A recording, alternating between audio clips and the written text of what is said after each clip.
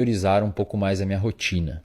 Não foi fácil, não foi simples no início, mas com o tempo eu comecei a recusar alguns convites que envolvia ficar até muito tarde ou virar a noite em festas, para priorizar um pouquinho mais a minha rotina de estudos, a minha rotina de leitura. Comecei a treinar naquela época e tentava ali ter algum tipo de rotina, coisa que eu não tinha antes. E você deve estar pensando que isso é uma coisa extremamente boba, né? Extremamente simples. Só que na verdade, pessoal, quando você começa a ter rotina, você permite com que o seu ciclo circadiano se ajuste, fazendo com que o seu sono fique com uma qualidade melhor, que gera por consequência uma série de o que a gente chama de hábitos angulares. Você começa a fazer outras coisas melhor, você começa a ter menos impulsividade, porque o seu córtex pré-frontal trabalha melhor.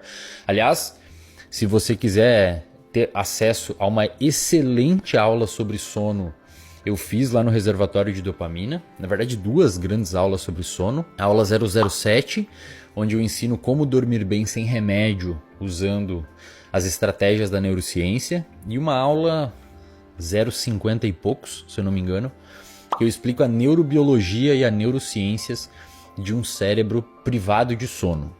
Naquela época eu não tinha ideia disso, tá? Hoje, se você quiser ter acesso, talvez te ajude mais do que me ajudou na época. O link está aqui na descrição para quem quiser acessar a página e conhecer um pouco mais sobre esse clube de assinatura que eu tenho, né? Onde eu ensino sobre comportamento e neurociências. Mas essa rotina que eu comecei a ajustar naquela época permitiu então eu dormir melhor, o que fez com que eu tivesse menos impulsividade e tudo mais que eu falei lá na aula e ensinei vocês.